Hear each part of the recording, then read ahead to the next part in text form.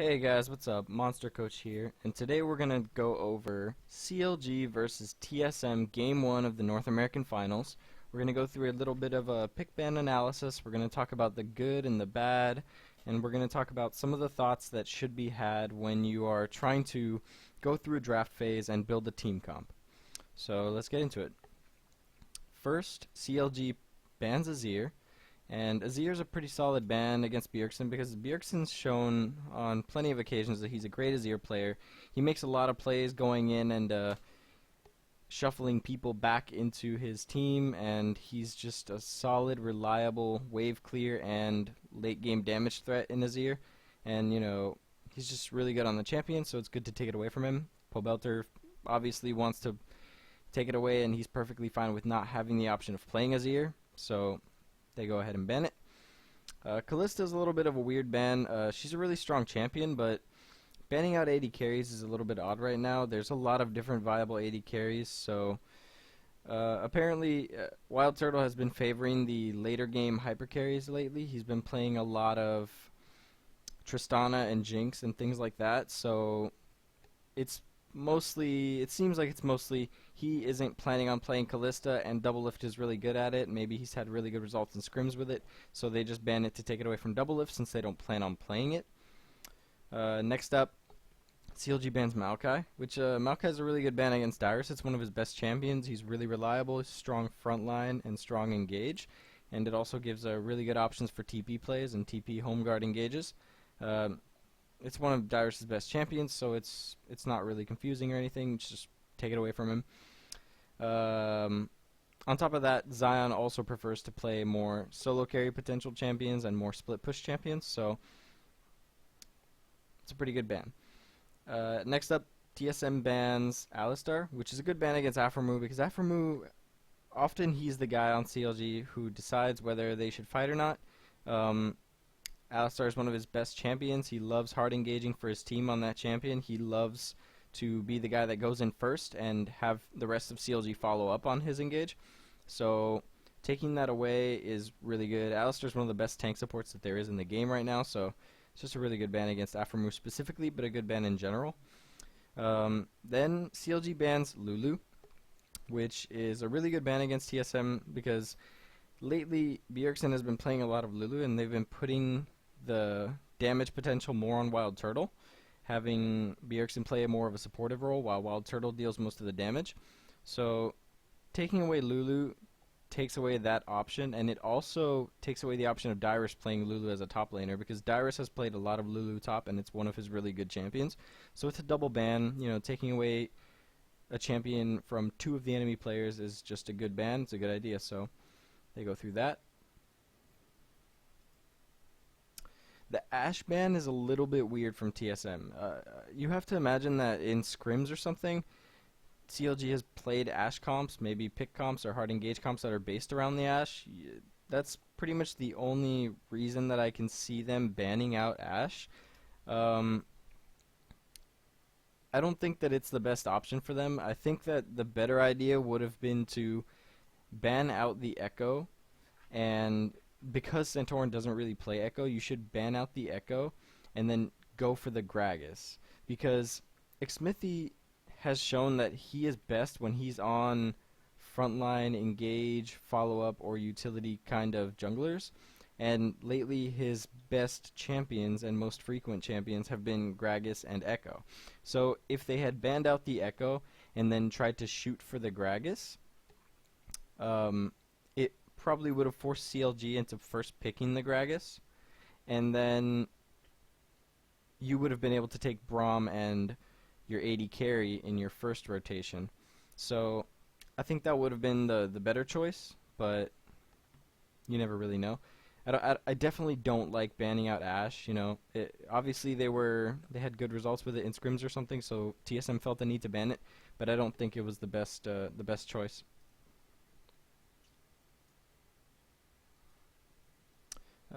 So CLG takes Braum because they have no reason to try and take their jungler first because neither Echo or Gragas is banned. So no matter what TSM takes, if they take one of them, Xmithie will have a jungler that he's solid on that is a good front line.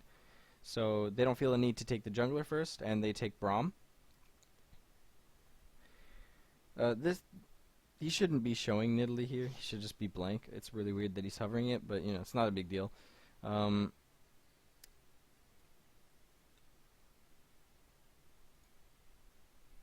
So at this point, TSM takes Kog'Maw and Nidalee. I don't like the Kog'Maw is fine, but I don't like the Nidalee pick. Like, there's a couple different reasons. Nidalee doesn't really go well with Kog'Maw. Like, Kog'Maw is a champion that he wants a bunch of frontline, he wants a bunch of peel, he wants hard engage from his other teammates. He basically wants a bunch of teammates in front of him so that he could just walk around freely and hit the nearest target, and over the course of a long fight put out a ton of DPS and just shred people and win the fight that way. Nidalee doesn't really do that. Nidalee doesn't help Kog'Maw do anything, actually. He doesn't provide harding. On top of the fact that Nidalee doesn't do much for Kog'Maw, you also just saw a Braum, and Nidalee Spears getting through Braum to hit a target that matters is pretty unlikely because of Braum's shield. So I don't like the Nidalee pick here. I think they should have gone for something like Gragas instead. And yeah, at this point, if he would have taken Gragas, he could have just taken Echo. But realistically, the Gragas would have been a lot more useful. So you wouldn't have been taking away anything from Xmithie, but it still would have been a lot more useful to your own team to take the Gragas. So I'm not a fan of the Nidalee. It's not you can't call it a massive mistake or anything because it's too early in the draft. But I don't like its synergy with Kog'Maw, and I don't think it was the best pick. So I think that's a mistake.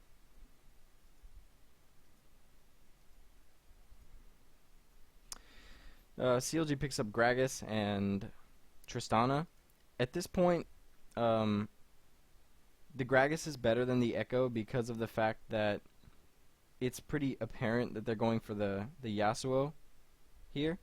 They have displacements in all three of their champions that they've chosen, so the Gragas over the Echo is good. And the Tristana is really good because she can also displace people, and she's just a great AD carry right now. She's good at killing turrets. She's got great late game scaling. She's a hyper carry. She's really good at cleaning up. She's got great mobility and escape tools. Just a good all-around pick. Tristana's really strong right now, and double lift's really good on her. So just fits perfectly with the comp.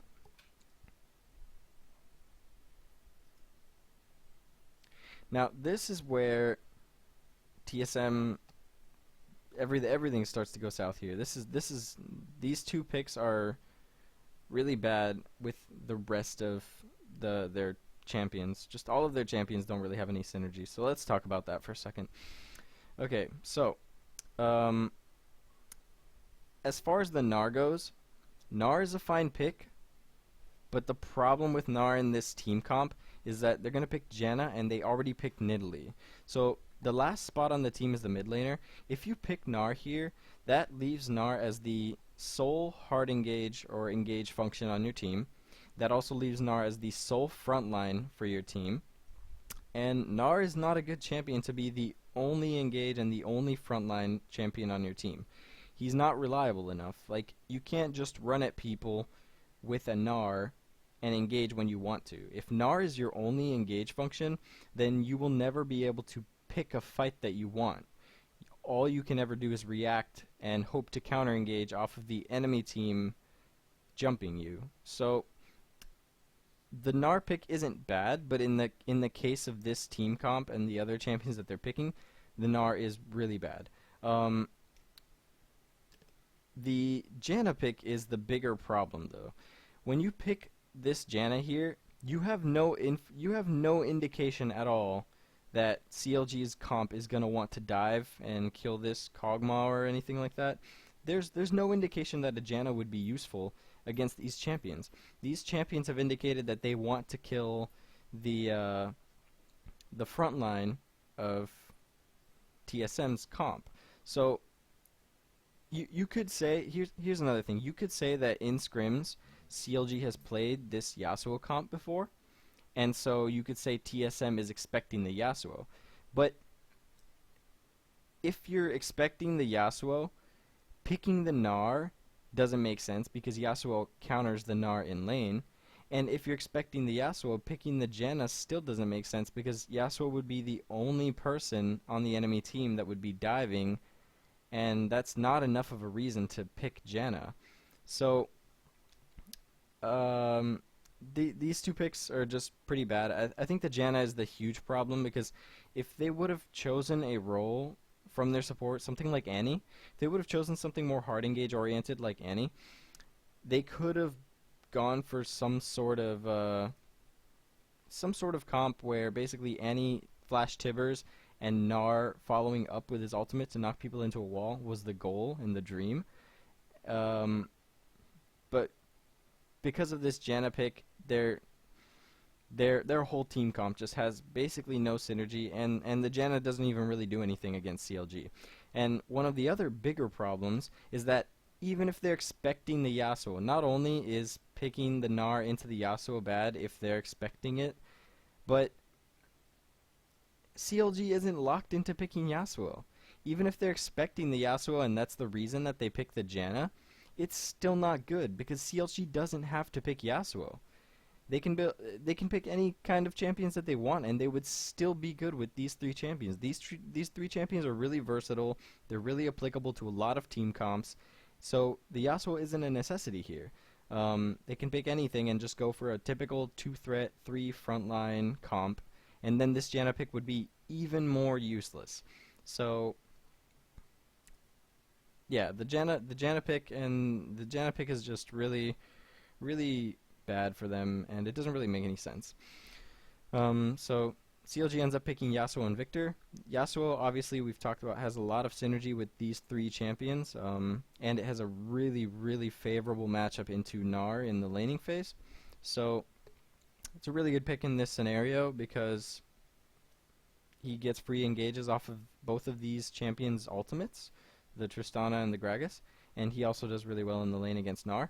And the Victor doesn't really need to be explained much. Victor's just a great champion right now. He provides really good wave clear. He provides really good AP damage so that your team isn't all AD. He's really strong in team fights. He has great AoE burst. He's good at all parts of the game. He has no weak lane matchups really, so he's not concerned about getting counterpicked by Bjergsen. So Victor's a really good pick overall, and the Yasuo is a great pick in this particular team comp and against the enemy laning champion Gnar.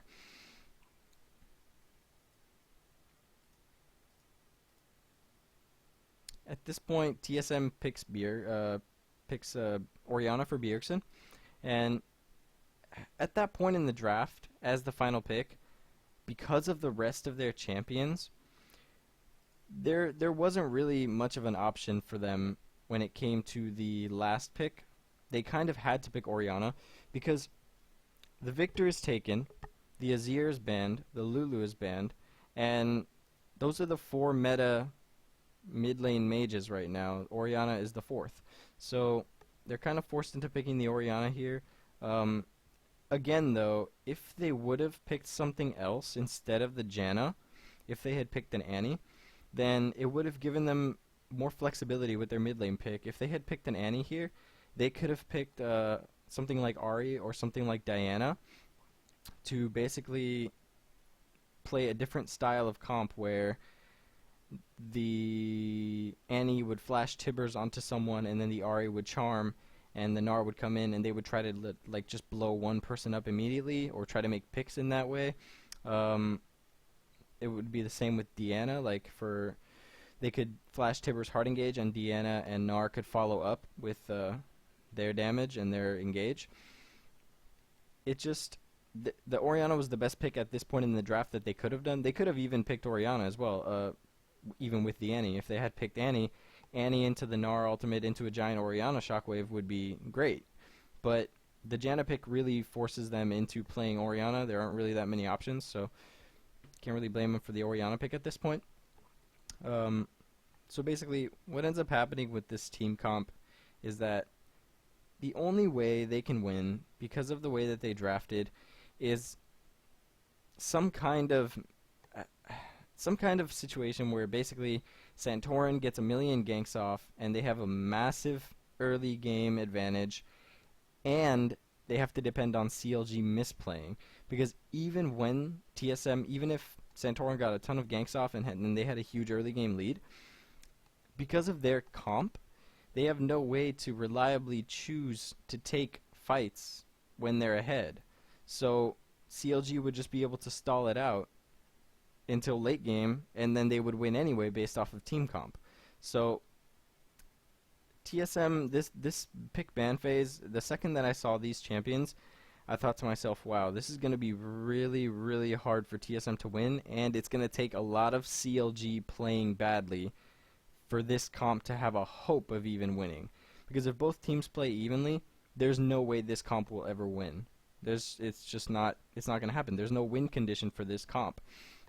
So this was a really good example of planning on CLG's side, because they ban out the Maokai and they ban out the Lulu, expecting the Gnar and building their team comp around picking the Yasuo later, and Yasuo really hard counters the Gnar. So not only do they get a bunch of great champions with displacements, Braum, Gragas, and Tristana, to activate the Yasuo ult, but they also predict the Gnar pick and then counter pick it with the Yasuo for the laning phase. And on top of that, if TSM hadn't picked Gnar and picked something else that would, different, the Yasuo wouldn't have needed to be picked. They still had the option of picking a different champion aside from Yasuo, and their comp would have still been great. So this is a really good example of planning and prediction by CLG, but it's also a really bad example of on-the-fly innovative thinking in the middle of the draft.